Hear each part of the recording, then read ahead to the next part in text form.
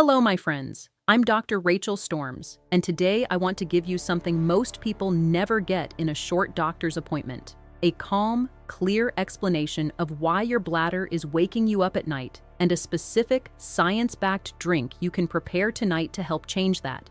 Let me be direct with you from the start. If your bladder is waking you up 2, 3, 4 times every night, and you have started to dread lying down because some part of you already knows the night will be fragmented and exhausting, I want you to hear this clearly. That is not simply what aging feels like. That is a solvable problem. And by the time we finish today, you will have the exact recipe, the exact timing, and an understanding of why it works that will make it feel like medicine rather than just another thing to try. I also want to tell you up front what this video is not. It is not a miracle cure. It is not a sales pitch, and it is not vague advice to drink more water or cut out coffee. What I am giving you today is a specific physiological explanation of what is happening in your bladder at night. 3 common habits that are silently making it worse, and a drink formulated to address the actual mechanism. That distinction matters, so let's get into it. First, I want to make sure you understand why this problem matters, beyond just being uncomfortable. Because when patients come to me with nocturia, which is the medical term for waking to urinate at night, they often apologize for bringing it up, as if it is too minor to mention. It is not minor. Sleep fragmentation from nocturia suppresses the restorative phases of sleep, where your blood pressure naturally dips, where your immune system does its most important repair work, and where your brain clears metabolic waste through a system called the glymphatic pathway. Adults who are woken 2 or more times per night consistently show higher average blood pressure over 24 hours compared to those who sleep through. The fatigue compounds into reduced physical activity the following day, which reduces muscle tone, which worsens balance, which elevates fall risk. And I do not need to tell you that falls in older adults are serious.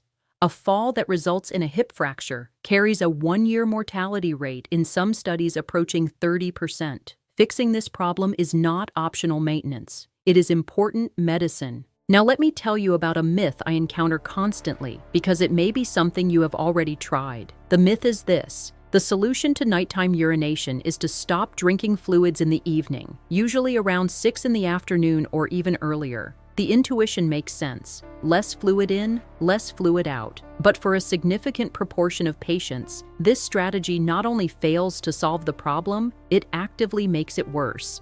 Here is why. When you restrict fluids aggressively, your body enters a mild state of dehydration by late evening. Your kidneys respond by concentrating the urine they produce. And concentrated urine, with higher osmolality and often a lower pH, is significantly more irritating to the bladder lining than well-diluted urine. The bladder lining has sensory receptors that respond to chemical irritation, and when they are chronically stimulated, the threshold for the urge to void drops. The bladder starts sending urgent signals at lower and lower volumes. The person who stops drinking at 4 in the afternoon and still wakes up 3 times at night is often not waking because their bladder is full. They are waking because the small amount of concentrated urine present is chemically irritating a hypersensitive lining. The solution is not less fluid, it is smarter fluid, better timed, with the right composition. Before I give you the drink, I need to walk you through 3 pillars that create the conditions in which it works. Think of them as preparing the environment. The drink is the key, but these 3 pillars are what put the lock in the right position. The first pillar is identifying and reducing bladder irritants, and I want to be specific here because several of the biggest offenders are things patients have been told are healthy. Caffeine is the most obvious, but the degree to which people underestimate its impact surprises me every time. Caffeine has direct effects on bladder smooth muscle, reducing its compliance and lowering the threshold for the voiding reflex. It also has diuretic effects. And critically, caffeine consumed even in the mid-afternoon can still be active in the circulation of an older adult 8 to 10 hours later, because caffeine metabolism slows significantly with age. A cup of coffee at 2 in the afternoon may still be contributing to bladder urgency at midnight. Decaffeinated coffee is not fully exempt because coffee contains other compounds beyond caffeine that irritate the urothelium, which is the inner lining of the bladder. Citrus fruits and citrus juices are a less expected irritant, but the mechanism is clear. The organic acids in oranges, grapefruits, lemons, and tomatoes can lower urinary pH when consumed in significant quantities, increasing the chemical irritation of the bladder lining. Spicy foods work through a similar mechanism, activating specific pain and urgency receptors in the bladder wall. And carbonated beverages, which many older adults have substituted for regular water, believing them to be equally neutral, cause bladder irritation through the direct effect of dissolved carbon dioxide on bladder tissue. For bladder purposes, sparkling water is not the same as still water. The second pillar is the role of magnesium and electrolyte balance, and this is the piece almost never discussed in patient education about nocturia. The bladder is a muscular organ, and like all smooth muscle in the body, its function is profoundly influenced by the mineral environment it operates in. Magnesium specifically plays a central regulatory role in smooth muscle relaxation. At adequate levels, magnesium helps maintain the bladder in a relaxed state between voids, allowing it to fill to appropriate capacity before the urge becomes overwhelming. When magnesium is deficient, smooth muscle is more excitable, more prone to spasm, and the bladder contracts at lower volumes with higher urgency. Magnesium deficiency is extraordinarily common in adults over 65. Dietary intake is often below recommended levels. Absorption efficiency declines with age, and several commonly prescribed medications, including diuretics, proton pump inhibitors, and certain diabetes medications, deplete magnesium further. Correcting this through dietary sources or appropriate supplementation can produce a meaningful reduction in urgency and nocturia. The form matters. Magnesium glycinate is the most bioavailable and the gentlest on the digestive system.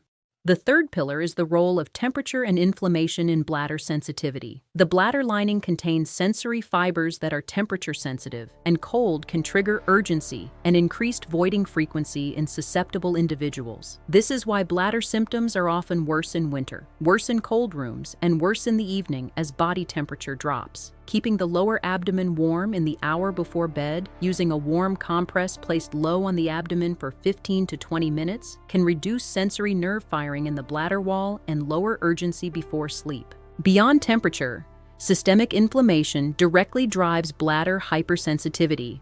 The bladder lining expresses receptors for inflammatory cytokines, and when systemic inflammatory markers are elevated, the bladder becomes more reactive.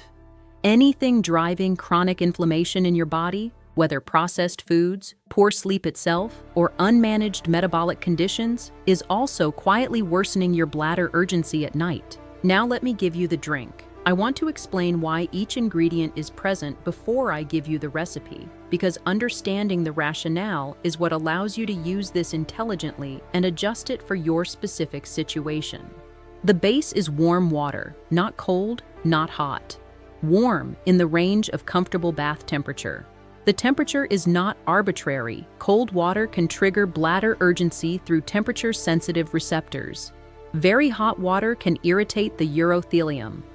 Warm water provides gentle hydration that the kidneys can handle smoothly without a rapid processing surge. The volume is small, approximately 4 to 6 ounces, enough to deliver the active compounds and maintain mucosal hydration without adding significant volume to the nocturnal urine load.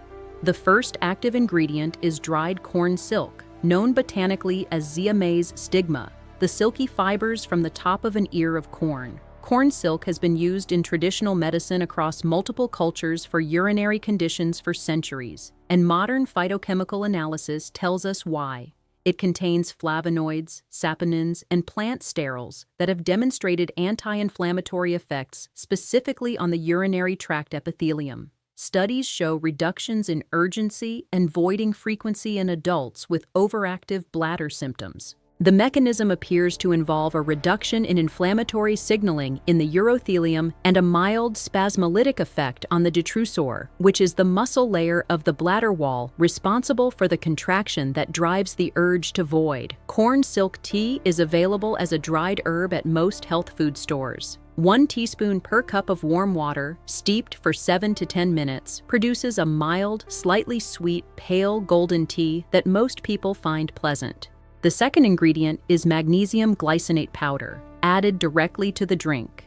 A quarter teaspoon, which provides approximately 100 milligrams of elemental magnesium, dissolves easily in warm liquid and has a neutral to mildly sweet taste. Consuming magnesium in the hour before sleep supports bladder smooth muscle relaxation overnight and supports the general nervous system calming that facilitates deeper sleep. Magnesium taken in the evening has been shown in multiple studies to improve sleep quality and reduce nighttime awakenings through its effects on GABA receptors and nervous system excitability. The third ingredient is half a teaspoon of raw, unfiltered apple cider vinegar. This surprises people given what I said earlier about acidic foods, so let me explain the distinction carefully. Apple cider vinegar contains acetic acid, which when metabolized produces an alkalizing effect on the urine, actually raising urinary pH rather than lowering it. This alkalizing effect reduces the chemical irritation of concentrated, acidic nighttime urine on the bladder lining. The key is the amount. Half a teaspoon in warm water produces the alkalizing metabolic effect without the direct acid irritation that a larger volume would cause.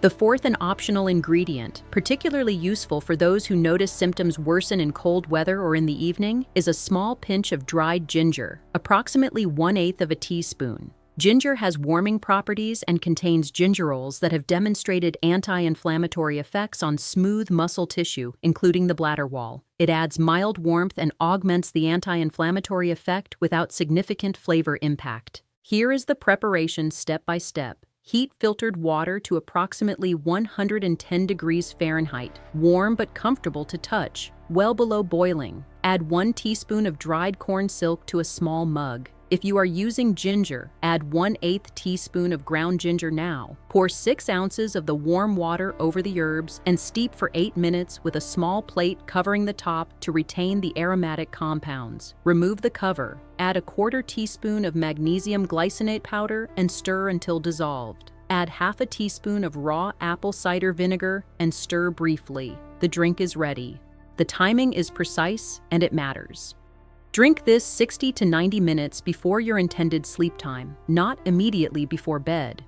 This window allows the magnesium to begin its smooth muscle and nervous system effects before you lie down, allows the corn silk compounds to reach the bladder lining before the overnight period begins, and ensures that the small volume of liquid itself has been partially processed before sleep. You should expect one final bathroom visit approximately 45 minutes after drinking. After that, the goal is an uninterrupted first sleep cycle of at least 3 to 4 hours. Most people who implement the full protocol, the 3 pillars plus the drink, report a meaningful change within 7 to 14 days. The first sign is usually not a complete elimination of waking, but a change in the character of the urgency. Instead of waking feeling desperate and unable to delay, they wake feeling a gentler, more manageable signal that can sometimes be ignored and allow return to sleep without a trip to the bathroom.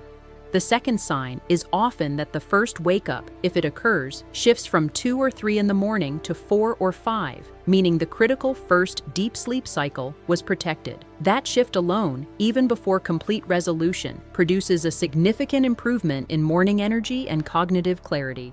2 important notes before I close. If you have been told you have interstitial cystitis, bladder prolapse, recurring urinary tract infections, or if you are a man with benign prostatic hyperplasia that has not been recently evaluated, please bring this approach to your physician and discuss it in that context. These conditions may require additional management, and this drink is a complement to appropriate medical care, not a replacement for it.